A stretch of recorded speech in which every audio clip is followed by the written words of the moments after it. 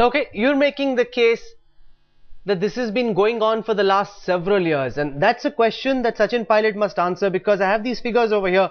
In 2009 there were 568 cases of suicide, 2010 583, 2011 519. The figure has been static. Kancha Elaiya also makes the point that this is now being picked up at this time to give it political traction with the perspective of winning next year's Uttar Pradesh elections. Sachin Pilot, how do you respond to that allegation? I think it's unfair to bring everything down to a level of when the elections are coming and which party is elbowing for what space. The fact is there for us to see. The Government of India, the UPA government for the last 7 years, we have time and again given relief packages to farmers. We gave a 70,000 crore loan waiver for marginal farmers, a special package for the Bunkar and Weaver communities in Uttar Pradesh, a Bundelkhand package.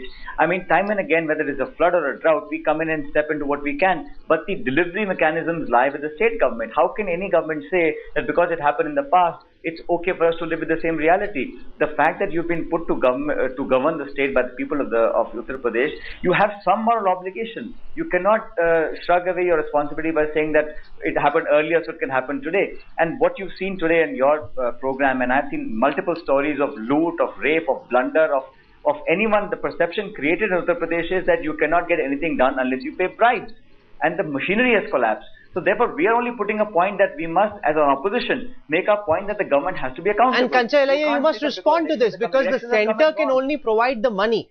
How this money is delivered to the grassroots is something the state government is responsible for, and it can't wash this off by saying that this is an upper caste conspiracy. That is an absurd argument. No, Rahul, the question is that I'm not saying that this whole thing is upper caste conspiracy, nor am I saying that, there has been a golden rule by Mayawati. The Uttar Pradesh situation, when compared to rest of, let us say, South India, and even compared to Sachin's own state, Rajasthan, has been absolutely relatively bad and worse in terms of economic development, in terms of infrastructure and the poverty levels.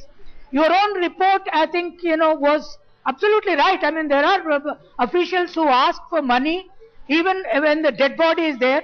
This country, the poverty levels, the corruption level is such that in Satya Sai Baba temple you have a trust which keeps 12 crores in the bedroom, and the money comes out now. But the point is that Mayawati has been maintaining the state with whatever possible abilities apparent.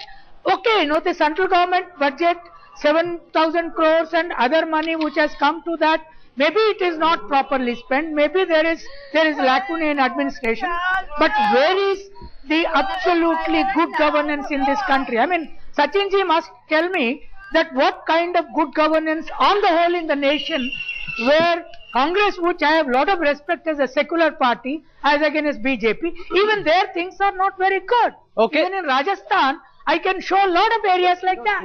The excuse my learned friend is making does not hold water, because I know for a fact that the state that I come from, Rajasthan, if there is a detection of a problem of a corruption or any issue of misuse of omission and commission, there is a responsive government. You can go and tell the chief minister, the ministers, and we'll all respond to it. In Uttar Pradesh, if you raise a voice, you're fired upon. Land is being taken away by marginal farmers, and there's no responsiveness. So the autocratic rule of that state really is even more dismissive than anything else. But Sachin, the allegation that you must respond to is what critics say is Rahul Gandhi's hypocrisy. He goes to Bundelkhand because it makes a lot of sense. He's travelling across Uttar Pradesh on the issue of land acquisition. The same problems are being faced in Jaitapur. Farmers are dying in Vidarbha as well. People have the legitimate right to ask the question, why is Rahul Gandhi focusing his energies where opposition is in power and not bothering with the same issues where your own government rules? There is a distinction between the Jaitpur land problem and what is happening in Uttar Pradesh. That issue relates to nuclear power. A debate is on in the country whether nuclear power and how much to go on for. That is not about the land grab that Mayawati has unleashed on the western UP farmers and throughout the Gangetic belt of Uttar Pradesh. Those are chalk and cheese. You can't compare the two. And the fact that Mr. Gandhi has gone and got this package by requesting the Prime Minister to give 7,000 crores, the Chief Minister of any state would be very happy to get that money. But what is happening with the money? And I'll give you another example. The National Health Rural Mission. Thousands of crores have been siphoned off. I've demanded a white paper on that. We filed RTI applications as to where the money is gone. So you put that money, thousands of crores are given. This money belongs to the people of Uttar Pradesh. We are custodians of it. But the people in charge of distributing that money and using that money for good use are actually just shrugging their hands.